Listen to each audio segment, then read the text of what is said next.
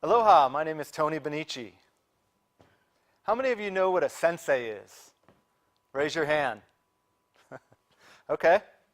A sensei is a leader, a teacher, someone that sees the best in who you are. My first sensei, I didn't even realize until I was older. You see, it was Mr. O'Brien, my fourth grade teacher. I just completed the third grade for the second time. And walking into that classroom, I had a lot of fear. Came through the door and I saw Mr. O'Brien standing in the front of the room. He looked like a giant. He had a brown corduroy suit with the vest buttoned all the way up and the tie with a big bushy beard. And he came right up to me and looked at me in my eyes and put his hand out to shake it and said, "You must be Tony."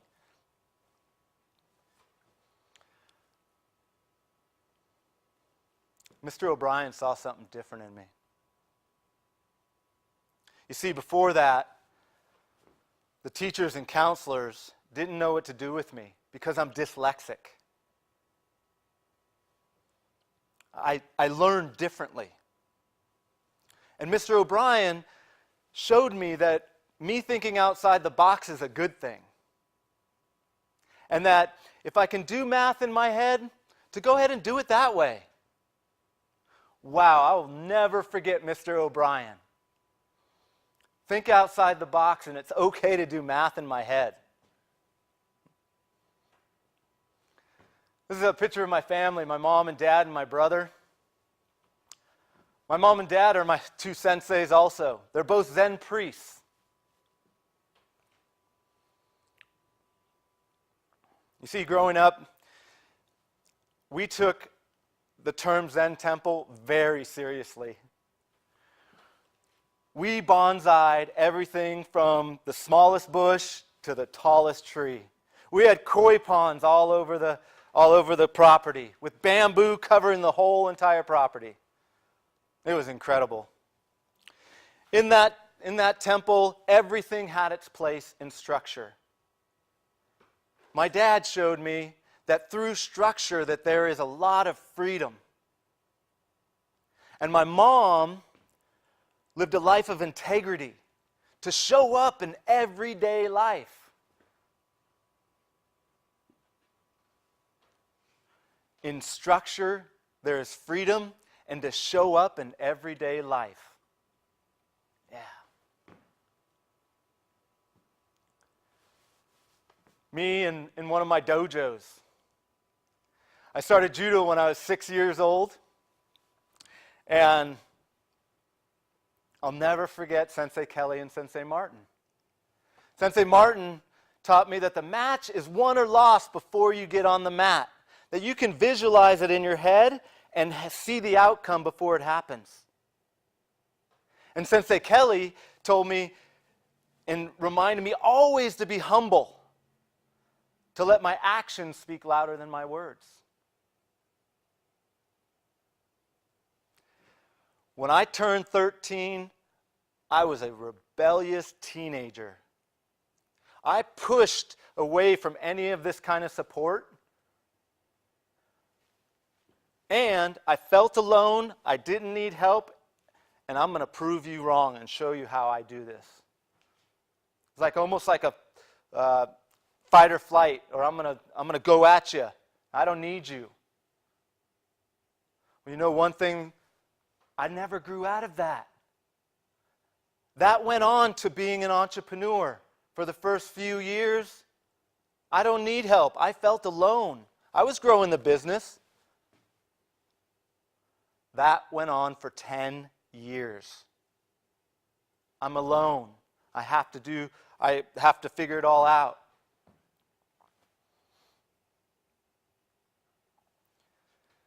You know, being a father was one of the things that taught me something about myself. I've never felt a motivation in myself to be a high performer till I had a family.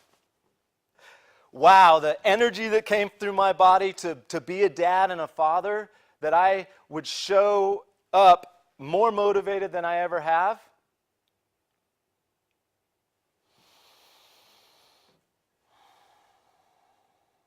I went to work. I threw down the gauntlet and I was working to become a father. And you know what that did? That drove my numbers up. That drove them up, but it didn't prepare me for fatherhood. You know, I was working 60 to 80 hours a week. I was traveling back and forth to Hawaii. I don't think my wife had a husband or my son had a father for the first 3 years of his life. See, I'll never forget February 7th, 2008. I was in my home office in Hawaii, and I heard a sound that I've heard once before. And it was coming from my bedroom, a primal sound of moaning and screaming. My wife had just gone into labor. And I was on the phone doing business, so I hit mute because I didn't want them to know what was going on in the other room. I felt the energy kicking up, and I knew what I had to do. I knew I had to still stay focused and work. See, it was 2008. The economy just crashed. I still had my numbers to hit. I hung up the phone and went into the bedroom, and there she was, in labor. I brought her some water and said, "Honey, I'll be right down the hall. I'll be back." Before I knew it, 5 hours went by. And there was a point where the loud, primal noise that was coming from there was so loud I could not talk on the phone. That last phone call, I shut it and went out, ran to the room, opened that door, and I saw my wife curled up by the bed, shaking, sweating, crying. I got down and looked at her. I knew when I saw her in her eyes that I would never get that time back. I knew something had to be different. I just couldn't see a way out. I still felt alone. I had to do something different.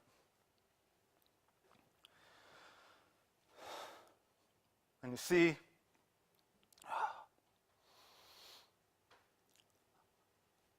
about a month and a half after Bodhi was born, it was time for me to go back and do what I do best. I need to go make money so I can be that father. That's what I thought I was supposed to do. Had an early morning flight and went into my kid's bedroom. Walked in the room and I could smell the waft of that newborn. Walked over to Bodhi's bed or Bodhi's crib, and I saw him all swaddled up, just looking like an angel. I reached down and kissed him on his forehead. And I turned and sit down on Bodhi's bed, or Sage's bed. So I sat down. He was awake. Told him, "It's time for me to go, son." And he just looked and said, "Daddy, don't go." And I said, I have to. I need to go to work. And he just started crying, telling me not to leave. And I tried to hold back the tears. There was no holding back the tears. I was crying, he was crying, and I had to go. I couldn't be there for him. So I got up and said, "I'll be back. I'll be home soon."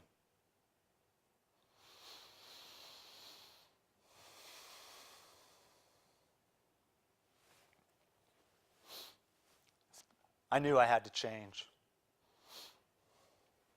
I knew I needed to define what it meant to be crushing it.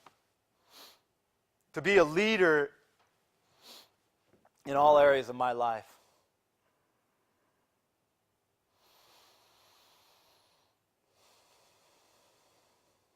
I needed to redefine what it meant to be a leader. An integrated leader. So for me, having date night with Amber, going fishing with my boys, taking care of myself, and having a spiritual practice. I needed to dive in and really take a look at all that. And I knew I couldn't do it alone. You see, this is what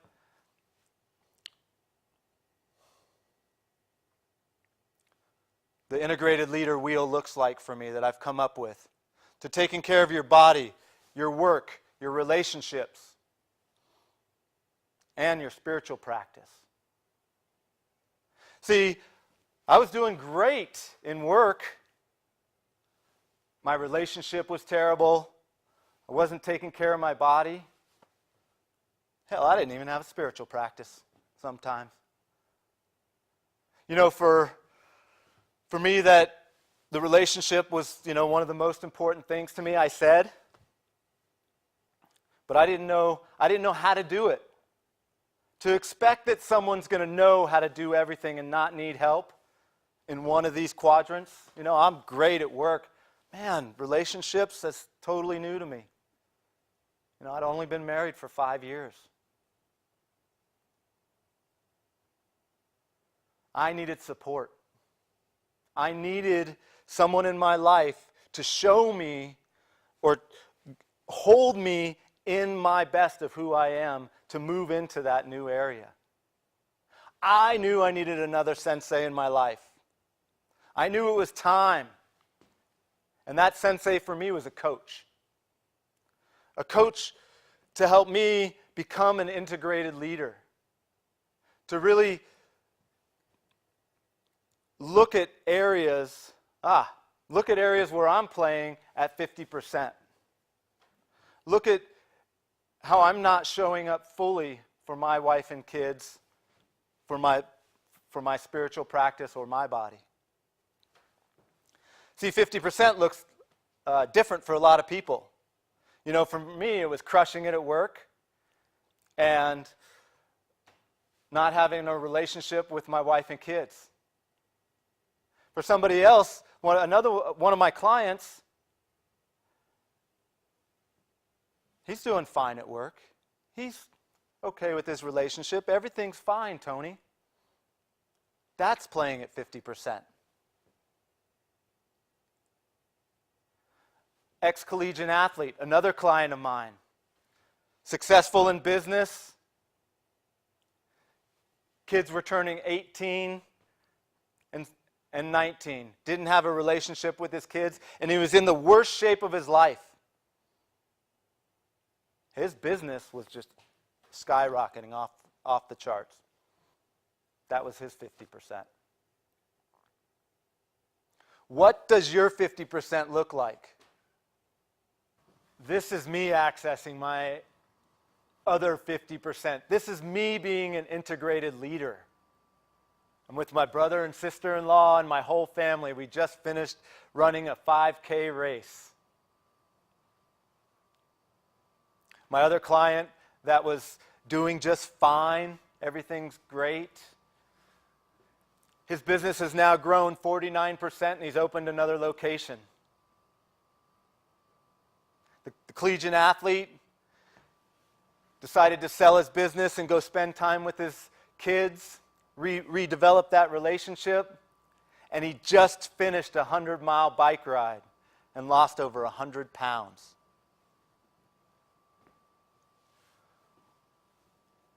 What does that sensei look like for you? Are you willing to get real for yourself? Are you willing to get that support you need to access that other 50%? Because you are not going to want to access this part of yourself. One of my clients says, being supported is braver than feeling like you have to do it on your own. I am a stand for the sensei in you. I want you to get real with yourself and call out those areas that you're not playing in your full potential. And get the support you need to access your integrated leader in you and play full out in life. Thank you.